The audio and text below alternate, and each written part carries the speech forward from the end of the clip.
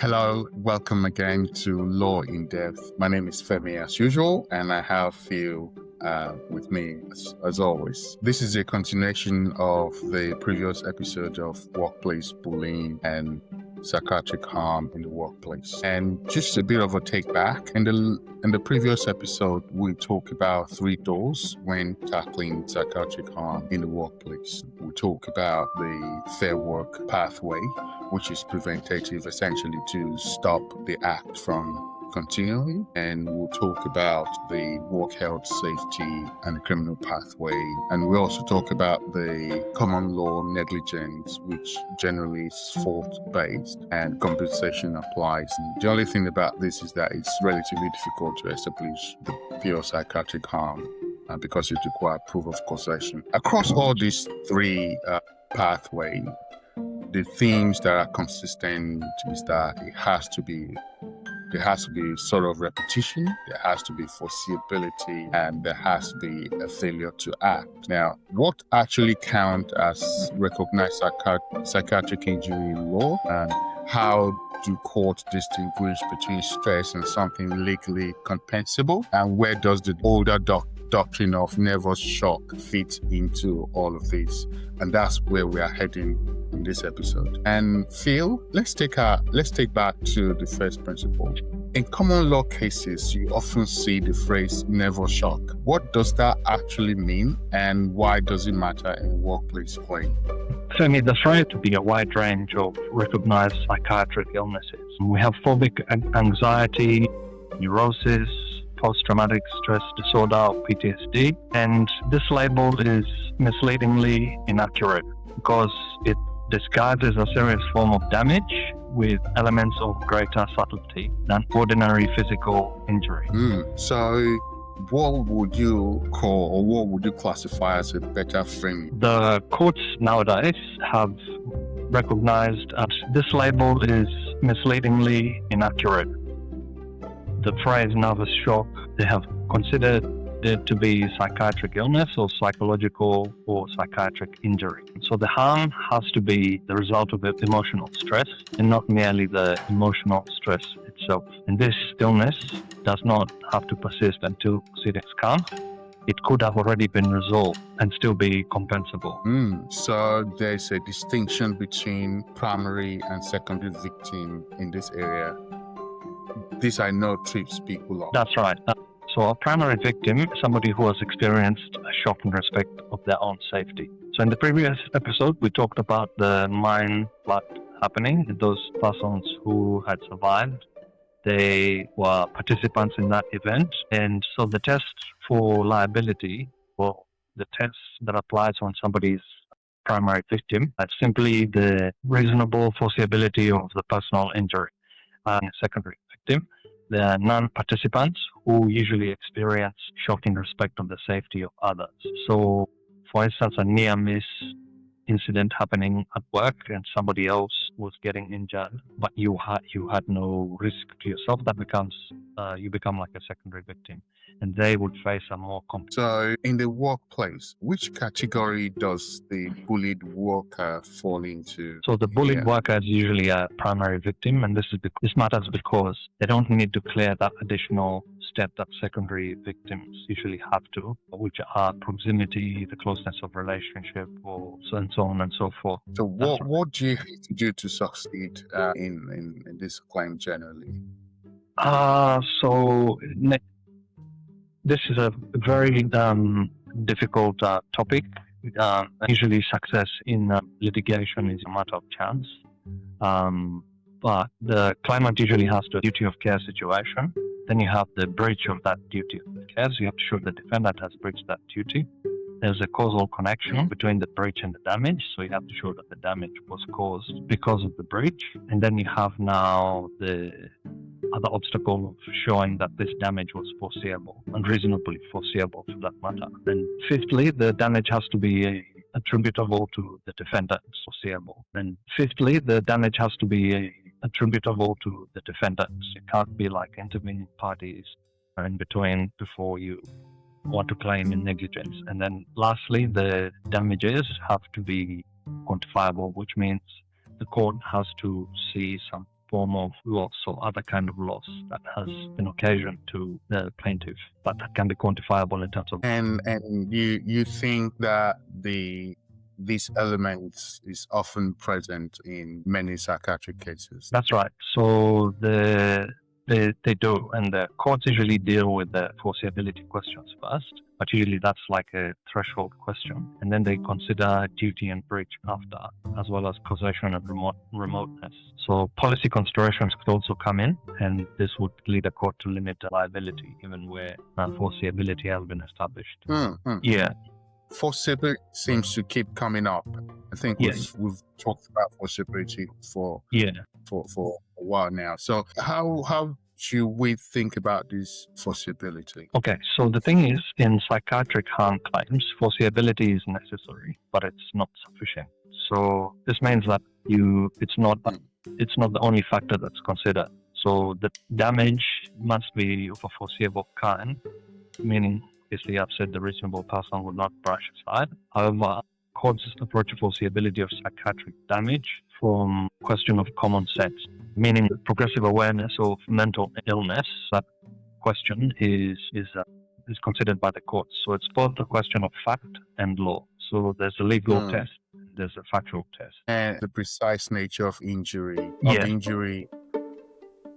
Foreseeability is not the only factor. It's a question of fact, a question of law. Right. It's a mix. Yeah. So another thing that we can discuss, or that I find to be quite relevant in this topic of psychological or psychiatric injury, is that there has to be understanding. We have to understand the difference between actual condition and now the other conditions that we think that we've experienced. So the clinicological side of it, which also sometimes falls under the threshold questions, it's very important. And sometimes we think that because I'm facing grief or I'm worrying because of an incident that's happened at work, whether it's to, like, for instance, if it's to another person, then we sometimes think that that's automatically a psychiatric condition. However, this is not the case at law. So there's a distinction between the conditions that arise from grief. So can you speak more around that distinction in terms of conditions that may arise from worrying versus conditions that may arise from grief, and why does that really matter? So it used to be the term nervous shock was used when somebody would experience hardship in a challenging situation at work, near miss incidents. Sometimes this would also happen if you're a police officer or an ambulance driver, and so the fright and horror that somebody could experience, usually and traditionally, you could recover those damages in court. However, grief-induced conditions will usually not get compensation in court. So grief alone is not recognized as a psychiatric illness in the compensable sense. Harm has to be more emotional upset or unhappiness. It has to be a clinical condition. Pinning it down to workplace.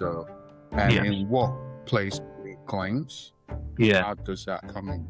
So in practice, conditions that workers develop from sustained bullying include major depressive disorders, anxiety, PTSD. These are recognized psychiatric illnesses. Mere grief, however, is not one of those, or unhappiness is not one of those conditions. And like I've said, I've given a few examples that some of these conditions could arise in. I'm not saying that they're all-inclusive. There could be other instances where one work injury that you've received has led to another injury, psychiatric kind, also being around. Usually the two would go hand in hand, but not always. Yeah. So it's not being unhappy. It's not a recognized psychiatric illness.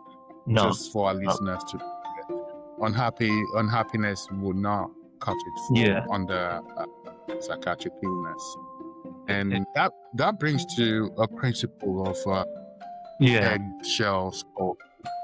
Do you mind to speak a little bit about that? Eggshell skull rule means, so the eggshell skull rule pretty much you have to take the victim as you find them. So the employer, and you have your worker who had a personality disorder, and you've employed them as a police officer, and somehow through the work conditions they experience, or they have these psychological risks that materialize, and they end up with a psychological injury or disorder or psychiatric injury. That in itself does not take away your liability to the employer. Yeah, and that's a valid point, because employers sometimes try to argue that the harm was caused by workers' in fragility rather than the bullying itself. That's right. Usually the question of liability now be where where the dispute would lie. And sometimes if the employer has put in enough support measures, and usually they have this they get back to work sort of like remedy, where the employer has to bring back the worker and have conditions that are suitable for them to get rehabilitated into the workplace, then usually the question of damages can get reduced if they've already put in the reasonable systems where psychological risk has been reduced. So, but nonetheless, the only place that this would have an impact is in the quantum of damages. So if somebody still suffered a psychiatric injury at work, and usually we have those a lot of times in the fast responders are usually up there in terms of the likelihood for the foreseeability of psychological injury happening. So usually it changes the question of quanta of damages, which is much the court can. Yeah. And speaking about that quantum, about the quantification, essentially, because it's a bit more subjective in a sense. So what does compensation look like in these claims, and how do the court will put a number on psychiatric harm? So this is it's a challenging question. Usually it's hard to say how much somebody's pain is worth, and so there's a lot of questions that the court asks itself, but usually the goal is to try and to restore the plaintiff to their position before they received this injury as nearly as possible. For psychiatric harm, this is like hard to quantify and say this is where this person was, or it's worth this and this. So essentially, essentially the award is essentially unpredictable, because you have to find a way to restore the employee or the defendant back to the plaintiff back to the original state that were before the injury. And I know some nervous shock cases, there's always a discussion around. Essentially, what it means everyone can put in a claim, and it doesn't really make sense in the long run. Is that a concern in workplace psychiatric injury claims? Usually in workplace is the requirement for that diagnosed a psychiatric illness. So, and then this has to be cases that usually go into the courts now for them to determine whether somebody should receive. Generally, so it means there's a limitation. So they filter out the grief claims. A lot of people come in the grief claims for the mere unhappiness. They're not happy at work, and usually that doesn't meet the threshold that's required for an award. So, can we talk about the limitation period as well, in terms of how long it can take you to bring a claim, or what the court when the court expects you to bring a claim forward? Generally in WA, I think the limitation period is longer here than in other states. We have 6 years for tort actions, and these claims, usually the work health injuries, fall under negligence cases, fall under the tort types. And so usually the period that the court calculates that time, that 6-year window, starts from when the damage actually been suffered by the plaintiff. And for psychiatric harm, it doesn't start, that clock doesn't start until the damage has been suffered, or if the person knows that they have suffered that damage. So sometimes that's usually a bit of a nuanced way of looking at it, because in general negligence cases, you'll know that your car has had like an accident. But when it comes to psychiatric injury, sometimes you don't know. So that clock has been extended until the point that you know. So usually when you get that diagnosis, but the initial distress that you suffer usually doesn't start.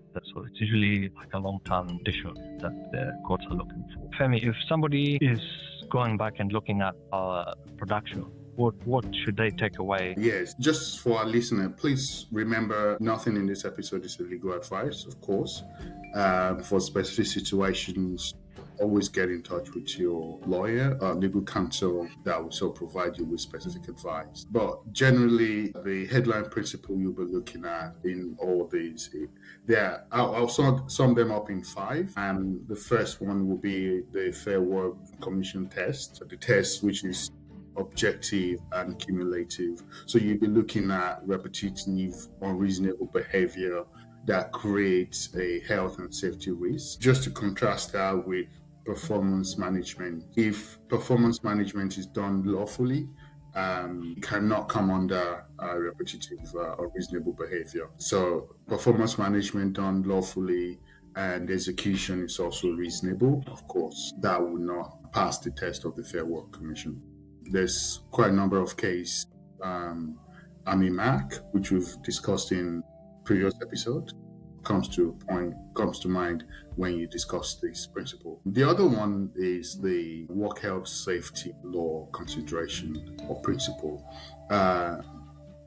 This sort of shows that the duty of an employer extends to psychological health, not just physical safety. Employers who build system or cultures that foreseeably expose workers to psychiatric risk and fail to act generally face criminal liability. We've had some case laws as well that sort of confirm this principle, and not case laws which we also discuss in episode 1. And thirdly, we look at the common law principle, which sort of provide that a sustained abuse conduct combined with managerial inaction gives rise to negligence liability. The employer does not need to have cause to bullying itself. Their failure to act in this instance in response to breach will pass this test generally.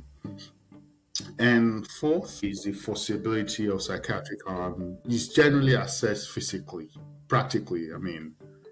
You cannot argue you didn't foresee the specific diagnosis. The condition made some form of psychiatric harm foreseeable. That's sufficient. Essentially, if that condition made some form of psychiatric harm foreseeable, if you create a condition that is foreseeable that this could cause psychiatric harm, that will be sufficient. And lastly is the pre-existing vulnerability in workers does not defeat liability. So if they have that existing condition before, you're not generally off the hook with liability, essentially. So an employer takes their workers as they find them, like Phil rightly mentioned earlier in this episode. Of course, vulnerability may affect the quantum of damage, but that's not the underlying duty. And for somebody who has a potential situation that could be unfolding, what do you think the steps that they can take not to shield themselves in case they're in a situation like this, or in a bullying situation, or they have a suspected case of a psychological psychiatric injury? Yes, so document everything. Document everything. Also, medical evidence is central to proving your point. The diagnosis of psychiatric illness is also very important. Not just stress or you're merely upset. The case cannot be built on you're just upset or you're stressed. Also, know which door you are going through. We mentioned couple of doors. We mentioned 3 doors earlier on. So you have to know the doors you're going through. Fair Work Commission, if the bullying is ongoing and you just want it to stop, then that's your door. That's the door you have to take. In terms of negligence of the harm that has already been suffered and compensation is your goal, you'll be looking at negligence. But again, the advice early, legal advice early. We're saying it's not legal advice, but you do need to get in touch with your lawyer and have this discussion, advice early, and you know what to do moving forward. It's a wrap of episode 2, more in depth. covered the Fair Work Commission's anti-bullying jurisdiction, work health safety, and the criminal liability, and as well as the common law pathway for psychiatric injury and negligence, including how the so for. Yes, and before we close, so just to speak more to the steps that I talked about earlier. Yeah. So to land all this, if you're watching this right now and something about this conversation feels familiar, what you need to do, step one, is to document everything. Date what was said, who saw it, how it made you feel, not for you, but for evidence, because the law requires patterns and patterns need proof. So you need to show evidence in your documentation, and also you need to report this internally first, and document that you've reported this as well. Keep your email trail, because one of the things that the court that could sink the employers in court is when they cannot show they responded to a complaint. If you report it and nothing happens, that inaction in itself is also or can become a liability in the long run. Like I mentioned earlier on, get diagnosis of psychiatric injury. You can take it to Fair Work Commission if you want the behavior to stop. Essentially, get in touch with your GP, get your mental health documented medically, because psychiatric injury claims are won and lost on medical evidence as well. And to employers, just think about what you do. You put this in front of your mind when you coordinate activities of your workers, because people or employers think this is soft, but an $800,000 criminal liability or penalty and personal conviction for the directors is not soft. That's the entire business. Yeah, so that ends what we have to say today. Phil, anything to add? Maybe you're not being too sensitive, you're not overreacting. What has happened to you could have a name, and the law sees it, even if your employer has pretended they haven't seen it. That's right. So let's see you on the next episode. Yeah. Yes, thank you everyone. Thank you for sticking around, and click like and subscribe. We'll continue to do this as much as we can, different topics. Anything that happens, you might think it doesn't have a name, eventually it does. We'll be here to cover most of them. So stick around, and we'll see you in the next episode. Thank you. Okay. Back. Phrase not simply the reasonable foreseeability of the personal injury.